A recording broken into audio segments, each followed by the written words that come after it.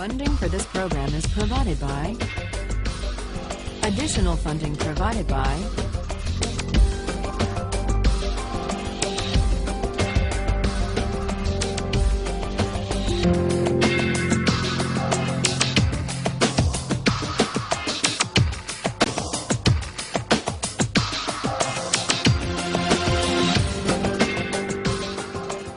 When we finished last time, we were looking at John Stuart Mill's attempt to reply to the critics of Bentham's utilitarianism. In his book, Utilitarianism, Mill tries to show that critics to the contrary, it is possible within the utilitarian framework to distinguish between higher and lower pleasures. It is possible to make qualitative distinctions of worth, and we tested that idea with the Simpsons and the Shakespeare excerpts. And the results of our experiment seem to call into question Mill's distinction, because a great many of you reported that you prefer the Simpsons, but that you still consider Shakespeare to be the higher or the worthier pleasure. That's the dilemma with which our experiment confronts Mill. What about Mill's attempt to account for the specially weighty character of individual rights and justice in Chapter 5 of Utilitarianism? He wants to say that individual rights are worthy of special respect. In fact, he goes so far as to say that justice is the most sacred part and the most incomparably binding part of morality. But the same challenge could be put to this part of Mill's defense. Why is justice the chief part and the most binding part of all morality? Well, he says because in the long run, if we do justice and if we respect rights, society as a whole will be better off in the long run. Well, what about that? What if we have a case where making an exception and violating individual rights actually will make people better off in the long run? Is it all right then to use people? And there's a further objection that could be raised against Mill's case for justice and rights. Suppose the utilitarian calculus in the long run works out as he says it will, such that respecting people's rights is a way of making everybody better off in the long run. Is that the right reason? Is that the only reason to respect people? If the doctor goes in and yanks the organs from the healthy patient who came in for a checkup to save 5 lives, there would be adverse effects in the long run. Eventually, people would learn about this and would stop going in for checkups. Is it the right reason? Is it the only reason that you as the doctor won't yank the organs out of the healthy patient? That you think, well, if I use him in this way, in the long run, more lives will be lost? Or is there another reason, having to do with intrinsic respect for the person as an individual? And if that reason matters, then it's not so clear that even Mill's utilitarianism can take account of it. Fully to examine these two worries or objections to Mill's defense, we need to push further. And we need to ask, in the case of higher or worthier pleasures, are there theories of the good life that can provide independent moral standards for the worth of pleasures? If so, what do they look like? That's one question. In the case of justice and rights, If we suspect that Mill is implicitly leaning on notions of human dignity or respect for a person that are not, strictly speaking, utilitarian, we need to look to see whether there are some stronger theories of rights that can explain the intuition, which even Mill shares, the intuition that the reason for respecting individuals and not using them goes beyond even utility in the long run. Today we turn to one of those strong theories of rights. Strong theories of rights say individuals matter not just as instruments to be used for a larger social purpose or for the sake of maximizing utility. Individuals are separate beings with separate lives worthy of respect. And so it's a mistake, according to strong theories of rights, it's a mistake to think about justice or law by just adding up preferences and values. The strong rights theory we turn to today is libertarianism. Libertarianism takes individual rights seriously. It's called libertarianism because it says the fundamental individual right is the right to liberty.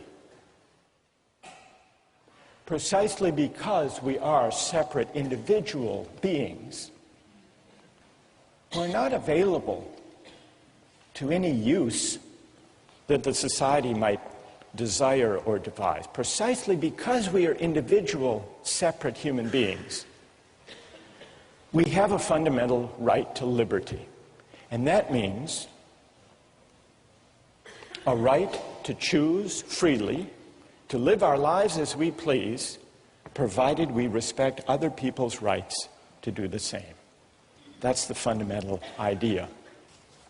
Robert Nozick, one of the libertarian philosophers we read for this course, puts it this way: individuals have rights. So strong and far-reaching are these rights that they raise the question of what, if anything, the state may do. So what does libertarianism say about the role of government or of the state? Well, there are three things that most modern states do that, on the libertarian theory of rights, are illegitimate, are unjust. One of them is paternalist legislation. That's passing laws that protect people from themselves. Seatbelt laws, for example, or motorcycle helmet laws. The libertarian says it may be a good thing if people wear seatbelts, but that should be up to them. And the state, the government, has no business coercing them, us, to wear seatbelts by law. It's coercion. So no paternalist legislation, number one. Number two, no morals legislation. Many laws try to promote the virtue of citizens or try to give expression to the moral values of the society as a whole. Libertarians say that's also a violation of the right to liberty.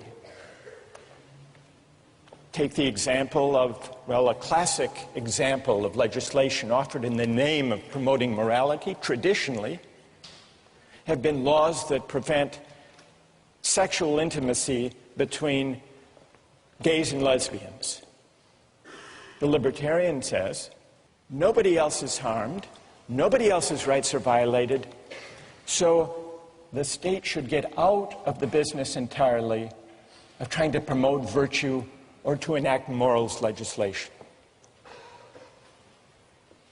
And the third kind of law or policy that is ruled out on the libertarian philosophy is any taxation or other policy that serves the purpose of redistributing income or wealth from the rich to the poor. Redistribution is if you think about it, says the libertarian, is a kind of coercion. What it amounts to is theft by the state or by the majority, if we're talking about a democracy, from people who happen to do very well and earn a lot of money. Now, Nozick and other libertarians allow that there can be a minimal state that taxes people for the sake of what everybody needs: the national defense, police force, judicial system to enforce contracts and property rights. But that's it. Now, I want to get your reactions to this third feature of the libertarian view. I want to see who among you agree with that idea and who disagree and why. But just to make it concrete and to see what's at stake, consider the distribution of wealth in the United States. The United States is among the most inegalitarian societies as far as the distribution of wealth of all the advanced democracies. Now, is this just or unjust? Well, what does the libertarian say? The libertarian says, you can't know just from the facts I've just given you. You can't know whether that distribution is just or unjust. You can't know just by looking at a pattern or a distribution or a result whether it's just or unjust. You have to know how it came to be. You can't just look at the end state or the result. You have to look at two principles. The first he calls justice in acquisition, or in initial holdings. And what that means simply is, did people get the things they used to make their money fairly? So we need to know, was there justice in the initial holdings? Did they steal the land or the factory or the goods that enabled them to make all that money? If not, if they were entitled to whatever it was that enabled them to gather the wealth, the first principle is met. The second principle is, did the distribution arise from the operation of free consent? People buying and trading on the market. As you can see, the libertarian idea of justice corresponds to a free market conception of justice. Provided people got what they used fairly, didn't steal it, and provided the distribution results from the free choice of individuals buying and selling things, the distribution is just. And if not, it's unjust. So let's, in order to fix ideas for this discussion, take an actual example. Who's the wealthiest person in the United States? Wealthiest person in the world? Bill Gates. It is. That's right. Here he is. You'd be happy too. Now, what's his net worth? Anybody have any idea? That's a big number. During the Clinton years, remember there was a controversy. Donors, big campaign contributors, were invited to stay overnight in the Lincoln bedroom at the White House. I think if you contributed $25,000 or above, someone figured out at the median contribution that got you invited to stay a night in the Lincoln bedroom, Bill Gates could afford to stay in the Lincoln bedroom every night for the next 66,000 years.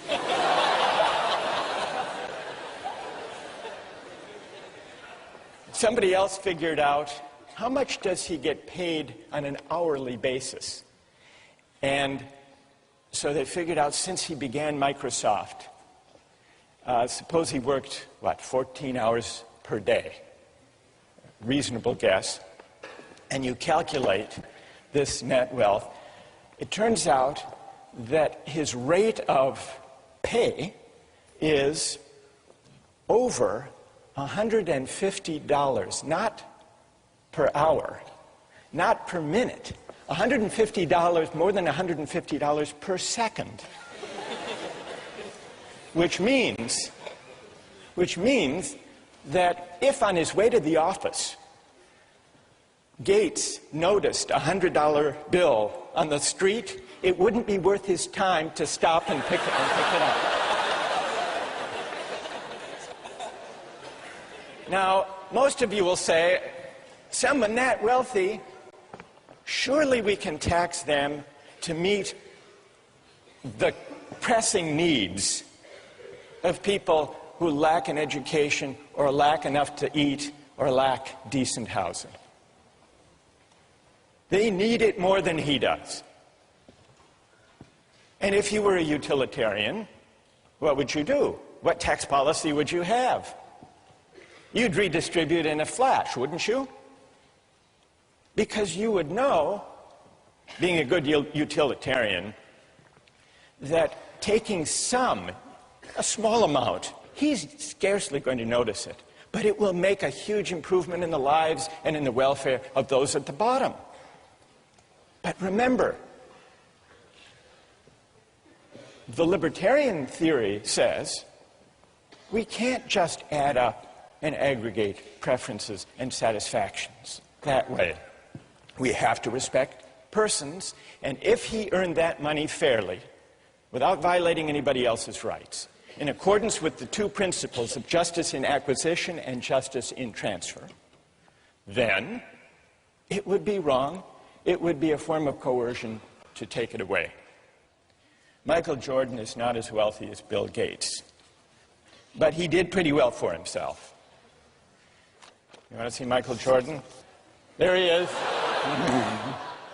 His income alone in 1 year was $31 million, and then he made another $47 million in endorsements for Nike and other companies.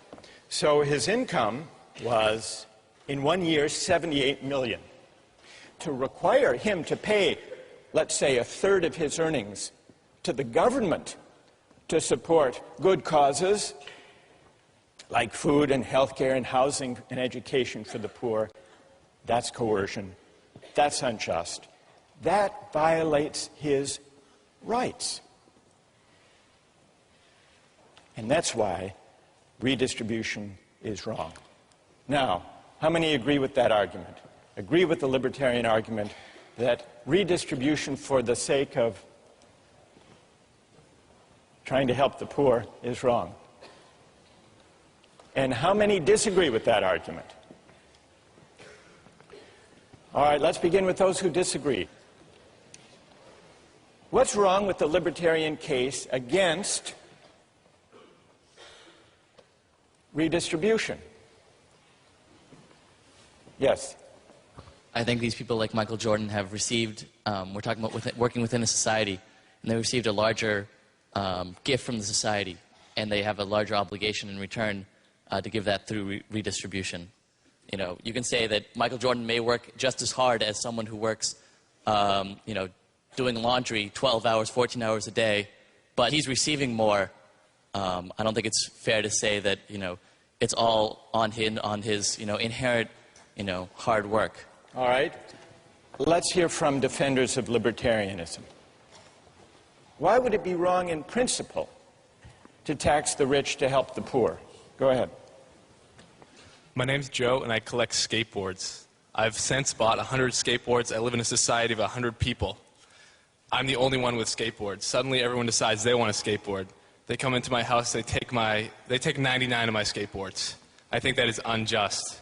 Now, I think in certain circumstances, it becomes necessary to overlook that injustice, perhaps condone that injustice, as in the case of the cabin boy being killed for food. If people are on the verge of dying, perhaps it is necessary to overlook that injustice, but I think it's important to keep in mind that we're still committing injustice by taking people's belongings or assets. Are you saying that taxing Michael Jordan, say at a 33% tax rate, for good causes, to feed the hungry, is theft? I think it's unjust. Yes, I do believe it's theft, but perhaps it is necessary to condone that theft. But it's theft. Yes.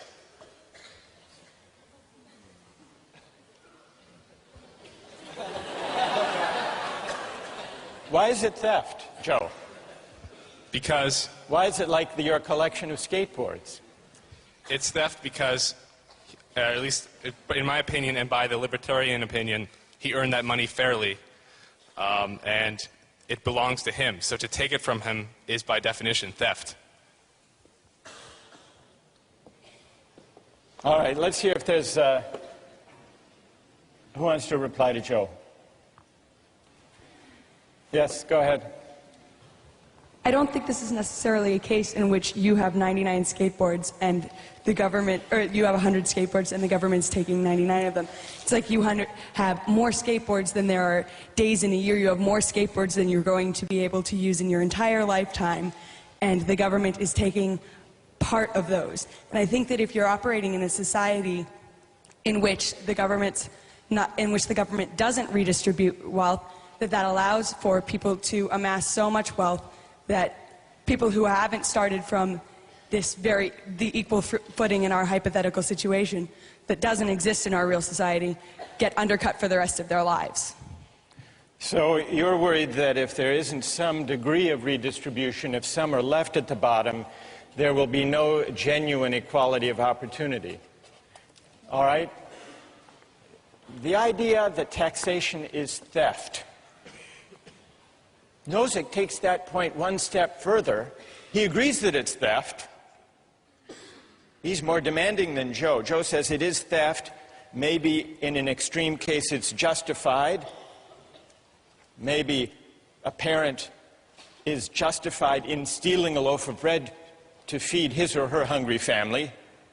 So Joe is what would you call yourself, a compassionate quasi-libertarian? Nozick says, if you think about it, taxation amounts to the taking of earnings. In other words, it means taking the fruits of my labor. But if the state has the right to take my earnings or the fruits of my labor, isn't that morally the same as, according to the state, the right to claim a portion of my labor? So taxation actually is morally equivalent to forced labor, because forced labor involves the taking of my leisure, my time, my efforts, just as taxation takes the earnings that I make with my labor. And so for Nozick and for the libertarians, taxation for redistribution is theft, as Joe says, but not only theft, it's morally equivalent to laying claim to certain hours of a person's life and labor. So it's morally equivalent to forced labor. If the state has a right to claim the fruits of my labor, that implies that it really has an entitlement to my labor itself. And what is forced labor? Forced labor, Nozick points out, is what? Is slavery. Because if I don't have the right, the sole right, to my own labor, then that's really to say that the government or the political community is a part owner in me. And what does it mean for the state to be a part owner in me? If you think about it, it means that I'm a slave, that I don't own myself. So what this line of reasoning brings us to is the fundamental principle that underlies the libertarian case for rights. What is that principle? It's the idea that I own myself. It's the idea of self-possession. If you want to take rights seriously, if you don't want to just regard people as collections of preferences, the fundamental moral idea to which you will be led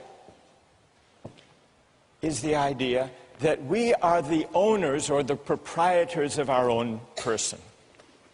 And that's why utilitarianism goes wrong.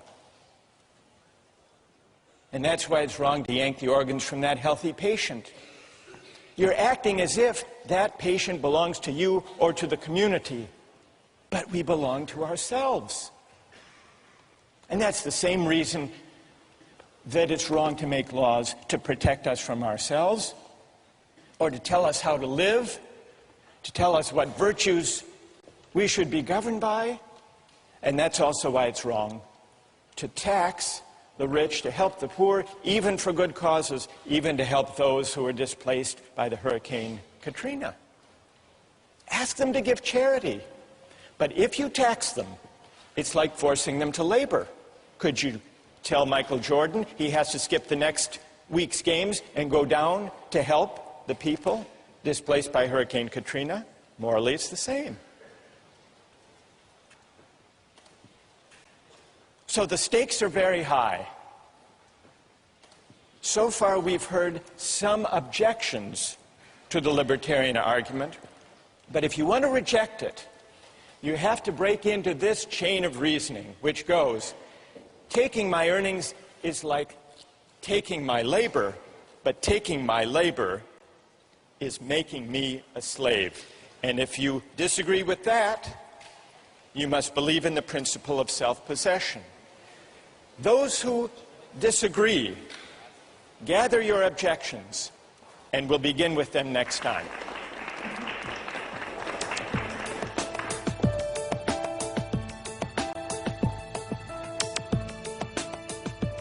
Anyone like to take up that point? Yes.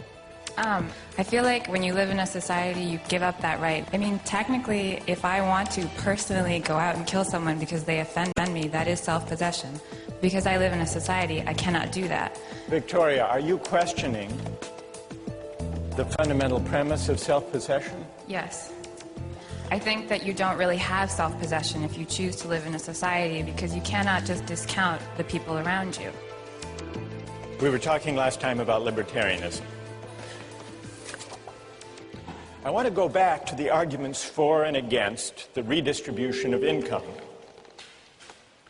But before we do that, just one word about the minimal state. Milton Friedman, a libertarian economist, he points out that many of the functions that we take for granted as properly belonging to government don't. They are paternalist. One example he gives is Social Security.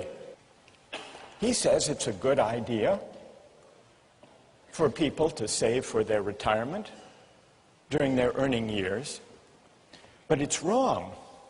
It's a violation of people's liberty for the government to force everyone, whether they want to or not, to put aside some earnings today for the sake of their retirement. If people want to take the chance, or if people want to live big today and live a poor retirement, that should be their choice. They should be free to make those judgments and take those risks.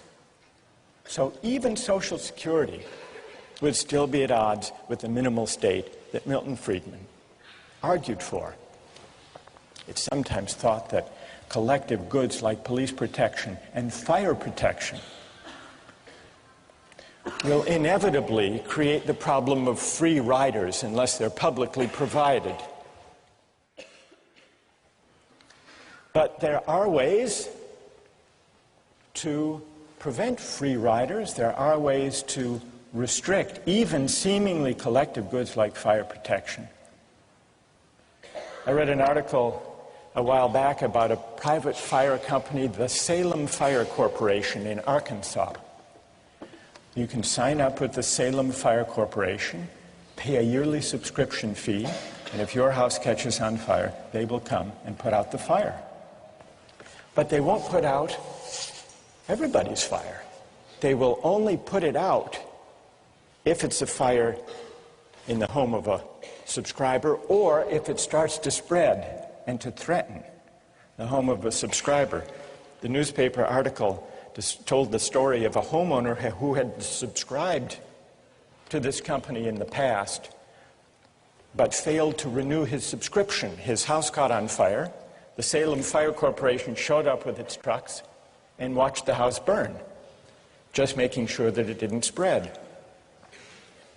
The fire chief was asked, well, he wasn't exactly the fire chief, I guess he was the CEO. He was asked, how can you stand by with fire equipment and allow a person's home to burn? He replied, once we verified there was no danger to a member's property, we had no choice but to back off according to our rules. If we responded to all fires, he said, there would be no incentive to subscribe. The homeowner, in this case, tried to renew his subscription at the scene of the fire, but the head of the company refused. You can't wreck your car, he said, and then buy insurance for it later. So even public goods that we take for granted as being within the proper province of government can, many of them, in principle, be isolated, made exclusive to those who pay. That's all to do with the question of collective goods and the libertarians' injunction against paternalism. But let's go back now to the arguments about redistribution. Now, underlying the libertarians' case for the minimal state is a worry about coercion. But what's wrong with coercion? The libertarian offers this answer. To coerce someone, to use some person for the sake of the general welfare, is wrong because it calls into question the fundamental fact that we own ourselves, the fundamental moral fact of self-possession or self-ownership. The libertarians' argument against redistribution begins with this fundamental idea that we own ourselves. Nozick says that if the society as a whole can go to Bill Gates or go to Michael Jordan and tax away a portion of their wealth, what the society is really asserting is a collective property right in Bill Gates or in Michael Jordan. But that violates the fundamental principle that we belong to ourselves. Now, we've already heard a number of objections to the libertarian argument. What I would like to do today is to give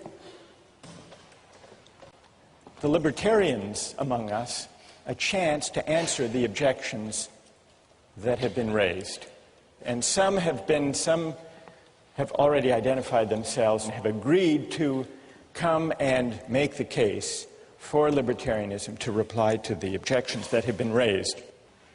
So raise your hand if you are among the libertarians who's prepared to stand up for the theory and respond to the objections. You are Alex Harris, who's been a star on the weblog. All right, Alex, come here, stand up, come. We'll create a libertarian corner over here. And who else? Other libertarians who will join? What's your name? John? John Sheffield. John. Who else wants to join? Other brave libertarians who are prepared to take on, yes. What's your name? Julia Roto. Julia, come join us over there. Now, while Team Libertarian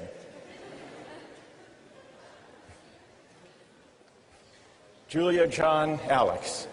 While Team Libertarian is gathering over there, let me just summarize the main objections that I've heard in class and on the website. Objection number one. And here, I'll come down to, I want to talk to Team Libertarian over here. So, objection number one is that the poor need the money more. That's an obvious objection. A lot more than, than do Bill Gates and Michael Jordan. Objection number two. It's not really slavery to tax, because, at least in a democratic society, it's not a slaveholder. It's Congress. It's a democratic... You're smiling, Alex, already. You're confident you can reply to all of these? So, taxation by consent of the governed is not coerced. Third, some people have said, don't the successful, like Gates, owe a debt to society for their success that they repay by paying taxes? Who wants to respond to the first one? The poor need the money more. All right. And you're? John. John. All right, John. What's the answer? Here, I'll hold it. All right. The poor need the money more. That's quite obvious. I could use the money. You know, I certainly wouldn't mind if Bill Gates gave me $1 million. I mean, I'd take 1,000. But at some point, you have to understand that the benefits of redistribution of wealth don't justify the initial violation of the property right. If you look at the argument, the poor need the money more, at no point in that argument do you contradict the fact that we've extrapolated from agreed upon principles that people own themselves. We've extrapolated that people have property rights. And so whether or not it would be a good thing or a nice thing, or even a necessary thing for the survival of some people, we don't see that that justifies the violation of the right that we've logically extrapolated. Good. Okay. And so that also, I mean, there still exists this institution of, like, individual philanthropy. Milton Friedman makes this argument. All right, so Bill Gates Chicago. can give to charity if he wants to. Right. But it would still be wrong to coerce him Exactly. to meet the needs of the poor. Exactly. Are the two of you happy with that reply? Anything to add? All right. Go ahead, Julie. I think, Julia, yes. Julia. I think I could also add, I guess I could add that there's a difference between needing something and deserving something. I mean, in an ideal society, everyone's needs will be met, but here we're arguing what do we deserve as a society. And, yeah. And the poor don't deserve the benefits that would flow from taxing Michael Jordan to help them. Based on what we've come up with here, I don't think you deserve something like that. All right, let me push you a little bit on that, Julia. The victims of Hurricane Katrina are in desperate need of help. Would you say that they don't deserve help that would come from the federal government through taxation? Okay, that's a difficult question. I think this is a case where they need help, not deserve it. But I think, again, if you hit a certain level of requirements to reach sustenance, you're going to need help. Like if you don't have food or a place to live, that's a case of need. So need is one thing, and desert is another. Exactly. All right. Who would like to reply?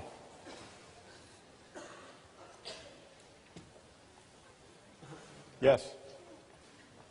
Going back to the first point that he made about the property rights of the individual, the property rights are established and enforced by the government, which is a democratic government, and we have representatives who enforce those rights. If you live in a society that operates under those rules, then it should be up to the government to decide how those resources that come out through taxation are distributed, because it is through the consent of the government. If you disagree with it, you don't have to live in that society where that operates. All right, good. So, and tell me your name. Raul? Raul is pointing out, actually Raul is invoking point number 2. If the taxation is by the consent of the governed, it's not coerced, it's legitimate. Bill Gates and Michael Jordan are citizens of the United States. They get to vote for Congress. They get to vote their policy convictions, just like everybody else. Who would like to take that one on? John? Basically, what the libertarians are objecting to in this case is the middle 80% deciding what the top 10% are doing for the bottom 10%. Well, wait, John. No, I was excited. Majority. Don't you believe in democracy? Well, right, but at some point... Don't you believe in, I mean, you say 80%, 10%, majority. Majority rule is what? The majority. Exactly, but... In a democracy. Aren't you for democracy? Yes, I'm for democracy, but... hang on. Democracy and mob rule aren't the same thing. Like, mob rule? Mob rule. Exactly. But in an open society, you have a recourse to address that through your representatives. And if the majority of the consent of those who are governed doesn't agree with you, then you know you're choosing to live in a society. And you have to operate under what the majority of society concludes. All right, Alex, on democracy. Democracy, what about that? The fact that I have won, 500,000th of a vote for one representative in Congress is not the same thing as my having the ability to decide for myself how to use my property rights. I'm a drop in the bucket. And, well... You might lose the vote. Exactly. And they might take... And I will. I mean, I don't have the decision right now of whether or not to pay taxes. If I don't, I get locked in jail. Or they tell me to get out of the country. But Alex, let me make a small case for democracy. And see what you would say. Why can't you, we live in a democratic society with freedom of speech. Why can't you take to the hustings, persuade your fellow citizens that taxation is unjust, and try to get a majority? I don't think that people should have to convince 280 million others simply in order to exercise their own rights, in order to not have their self-ownership violated.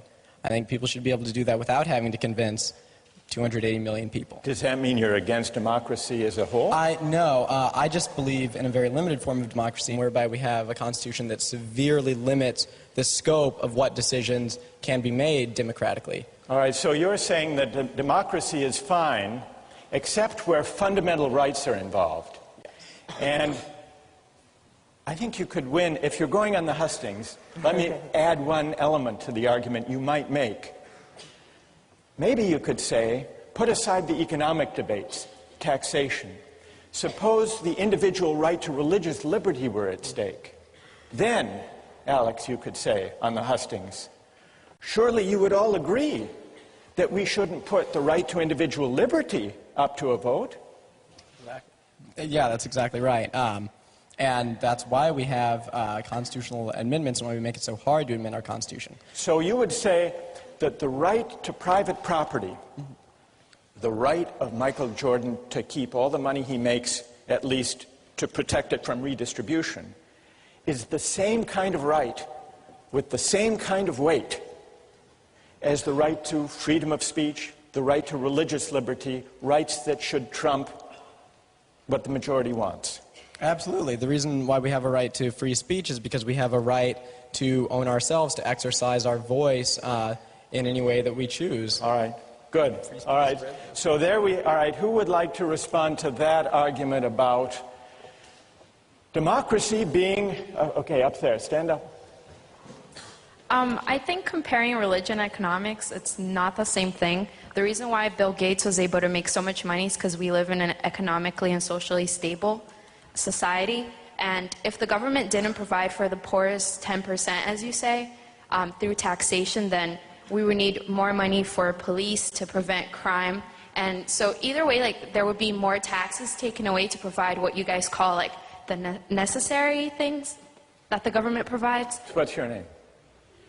Anna. Anna, let me ask you this. Why is the fundamental right to religious liberty different from the right Alex asserts as a fundamental right to private property and to keep what I earn? What's the difference between the two?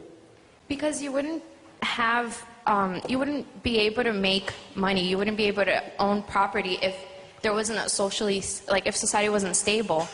And that's completely different from religion. That's something personal, something that you can practice on your own in your own home.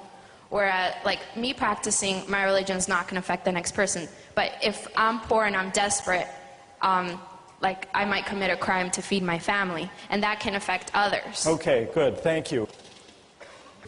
Would it be wrong for someone to steal a loaf of bread to feed his starving family? Is that wrong? I believe that it is. Let's take a quick poll of the three of you. You say yes, it is wrong. It John? violates property rights. It's wrong. Even to save a starving family? I mean, there are definitely other ways around that, and by justifying... No, hang on, before you laugh at me. That didn't work.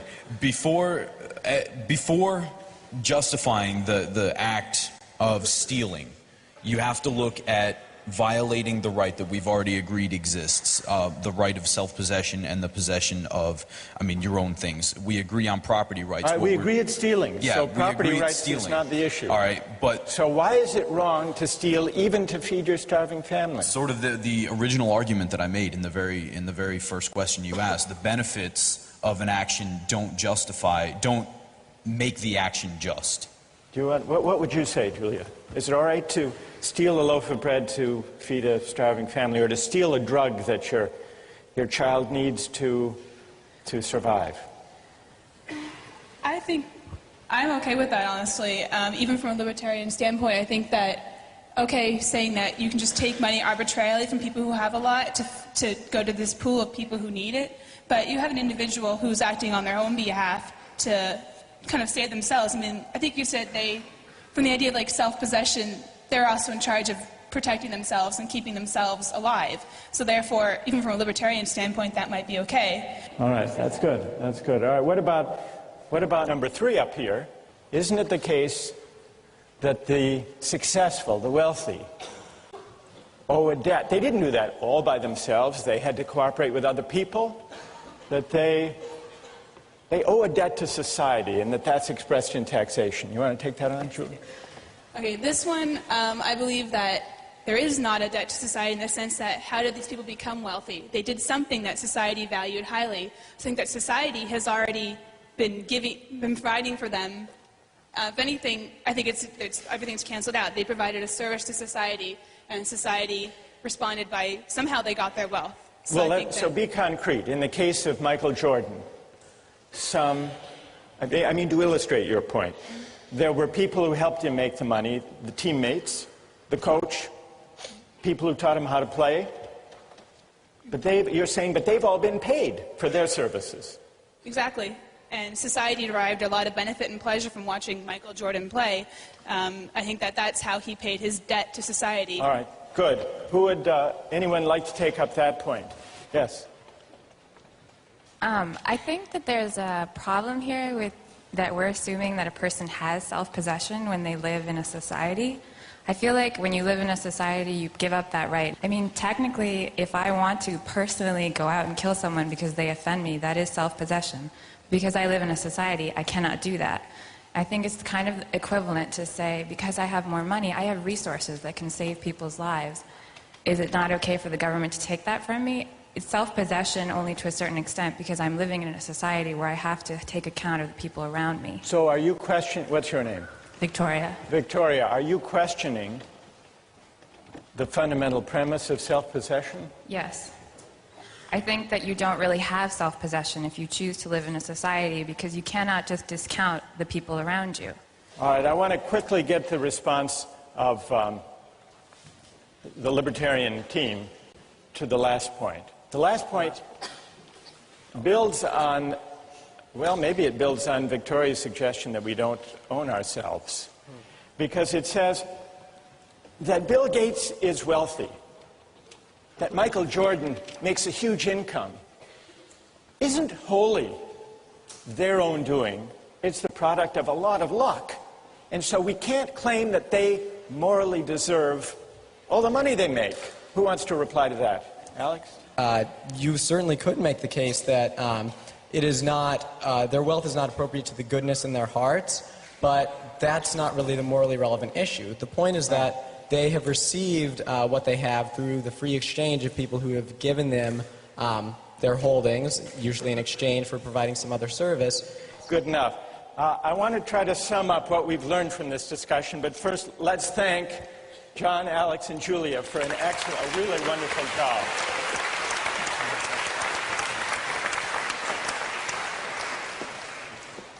Toward the end of the discussion just now, Victoria challenged the premise of this line of reasoning, this libertarian logic. Maybe, she suggested, we don't own ourselves after all. If you reject the libertarian case against redistribution, there would seem to be an incentive to break into the libertarian line of reasoning at the earliest, at the most modest level, which is why a lot of people disputed that taxation is morally equivalent to forced labor. But what about the big claim, the premise, the big idea underlying the libertarian argument? Is it true that we own ourselves? Or can we do without that idea and still avoid what libertarians want to avoid, creating a society and an account of justice where some people can be just used for the sake of other people's welfare or even for the sake of the general good? Libertarians combat the utilitarian idea of using people as means for the collective happiness by saying the way to put a stop to that utilitarian logic of using persons is to resort to the intuitively powerful idea that we are the proprietors of our own person. That's Alex and Julia and John and Robert Nozick. What are the consequences for a theory of justice and an account of rights of calling into question the idea of self-possession? Does it mean that we're back to utilitarianism and using people and aggregating preferences and pushing the fat man off the bridge? Nozick doesn't himself fully develop the idea of self-possession. He borrows it from an earlier philosopher, John Locke. John Locke accounted for the rise of private property from the state of nature by a chain of reasoning very similar to the one that Nozick and the libertarians use. John Locke said, private property arises because when we mix our labor with things, unowned things, we come to acquire a property right in those things. And the reason is that we own our own labor. And the reason for that, we are the proprietors, the owners of our own person. And so in order to examine the moral force of the libertarian claim that we own ourselves, we need to turn to the English political philosopher John Locke and examine his account of private property and self-ownership. And that's what we'll do next time.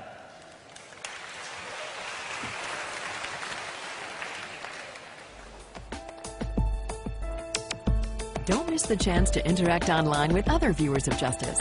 Join the conversation, take a pop quiz, watch lectures you've missed, and learn a lot more. Visit justiceharvard.org. It's the right thing to do.